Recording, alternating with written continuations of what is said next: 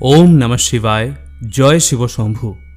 महाशिवरात्रिर ब्रतकथा जा शिव चतुर्दशीर दिन शिवरात्रि पालनेर समय अवश्यई शोना प्रयोजन। विशेष करे जारा महाशिवरात्रिर ब्रत पालन करछेन तादेर एई शिवरात्रिर ब्रतकथा एवं शिवेर अष्टोत्तर शतनाम अवश्यई शोना प्रयोजन। जारा प्रथम प्रहरेई पूजा समाप्त करछेन तारा प्रथम प्रहरेई एई शिवरात्रिर ब्रतकथा श्रवण करे नेबेन।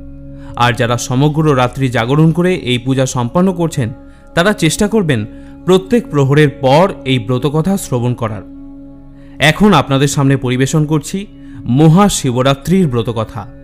पुराकालेर कथा, तखन कैलाश पर्वतेर शिखर छिलो सर्वरत्ने अलंकृत, छिलो छाया सुनिबिर फुले फले शोभित वृक्ष लता एवं गुल्म ढाका। पारिजात सह अन्यान्य पुष्पेर सुगंधे चारिदिक थाकतो आमोदित। एखाने सेखाने दल बेঁধে नृत्य करे बेড়াতো स्वर्गेर अप्सरारा। ध्वनित हतो आकाश गंगार तरंग निनाद। ब्रह्मार्षिदेर कण्ठ थेके शोना जेत बेद ध्वनि। এই কৈলাস শিখরে শিব পার্বতী বাস করতেন। গন্ধর্ব সিন্ধ চারণ প্রভৃতি তাদের সেবা করতেন। পরম সুখে ছিলেন শিব পার্বতী। একদিন পার্বতী শিবকে প্রশ্ন করলেন, ভগবান, আপনি ধর্ম अर्थ काम एवं मोक्षदाता, আপনি কোন ব্রত বা তপস্যায় সন্তুষ্ট হন তা আমাকে কৃপা করে বলুন। দেবী পার্বতীর কথা শুনে শিব বললেন, দেবী, ফাল্গুন মাসের কৃষ্ণপক্ষের চতুর্দশী তিথির রাত্রিকে শিবরাত্রি বলা হয়। এই রাত্রিতে উপবাস করলে আমি অত্যন্ত সন্তুষ্ট হই।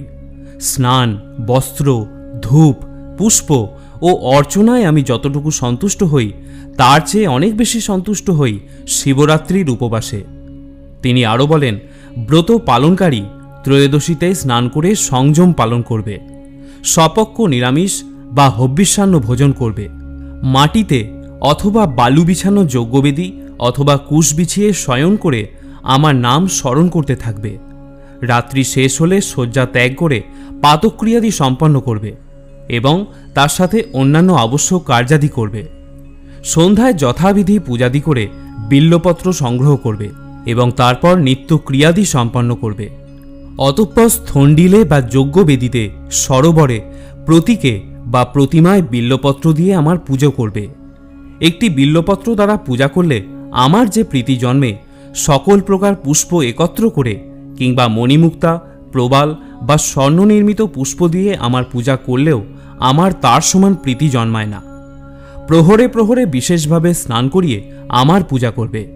পুষ্প গন্ধ ধূপাদির দ্বারা যথোচিত অর্চনা করবে। প্রথম প্রহরে দুগ্ধ, দ্বিতীয় প্রহরে দধি, তৃতীয় প্রহরে ঘৃত এবং চতুর্থ প্রহরে মধু দিয়ে আমাকে স্নান করাবে এবং পূজা করবে।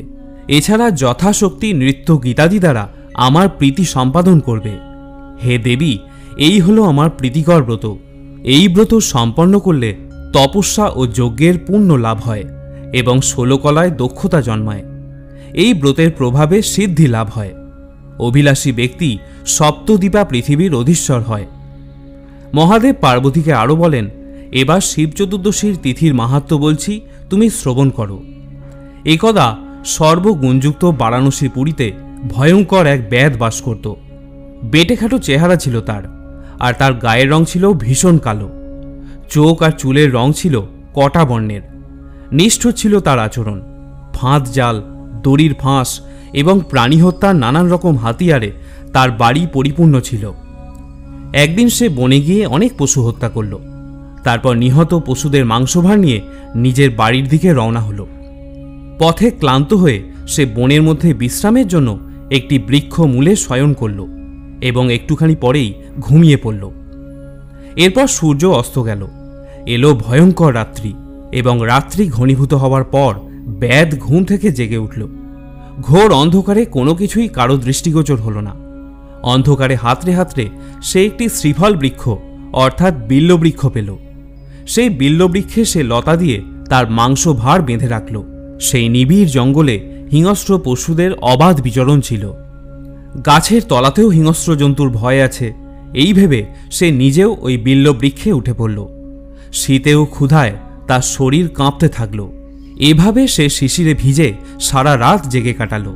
দৈববশত সেই বিল্ল বৃক্ষমূলে ছিল আমার একটি প্রতীক, অর্থাৎ একটি শিবলিঙ্গ। তিথিটি ছিল শিব চতুর্দশী, আর ব্যাধও সেই রাত্রি উপবাসে কাটিয়েছিল।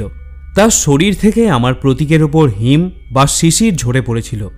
তার শরীরের ঝাঁকুনিতে বিল্লপত্র পড়েছিল আমার প্রতীকের ওপর। এইভাবে উপবাস করে বিল্লপত্র প্রদানে এবং শিশির স্নানে নিজের অজান্তেই ব্যাধ শিবরাত্রির ব্রত সম্পন্ন করে ফেলল।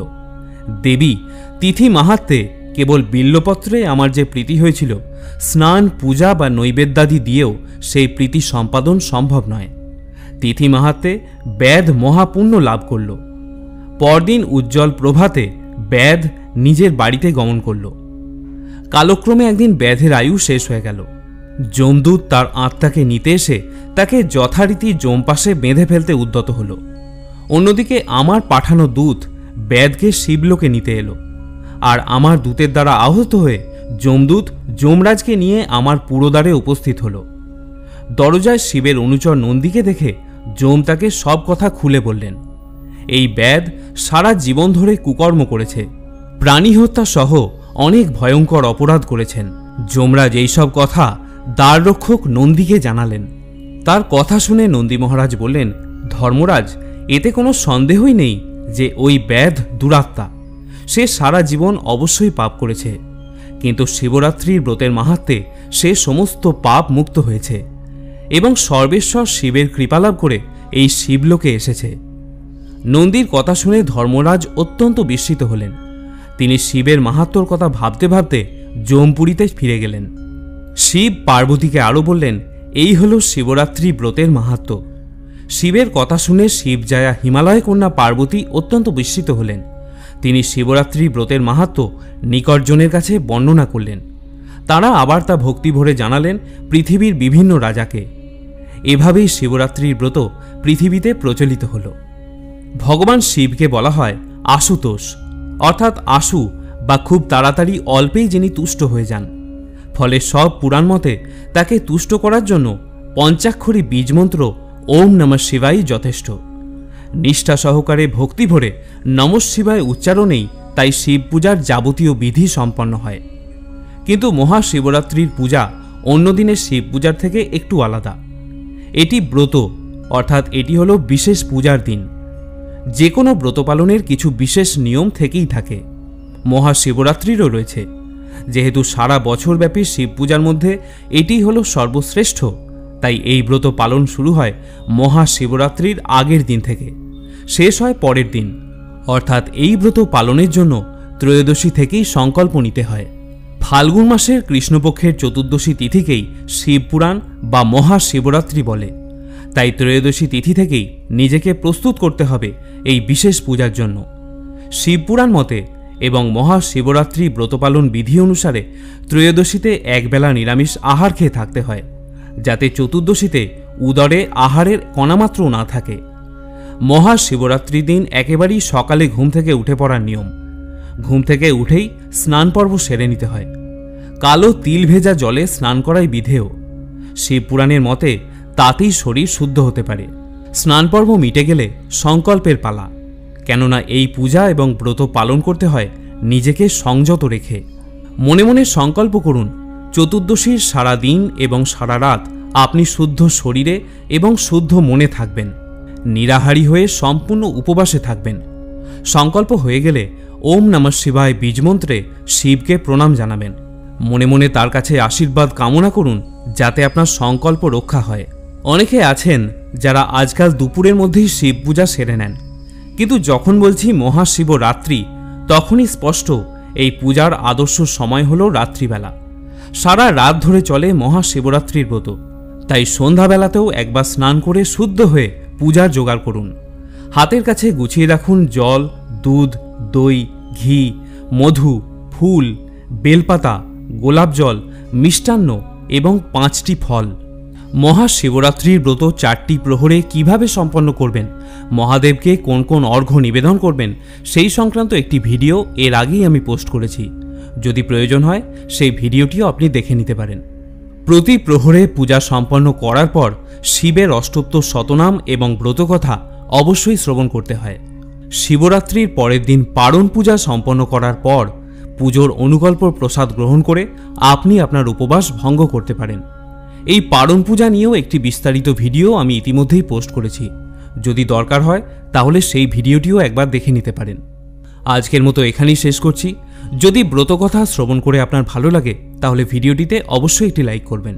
সকলে ভালো থাকুন, সুস্থ থাকুন এবং আনন্দের সঙ্গে শিবরাত্রির ব্রত উদযাপন করতে থাকুন।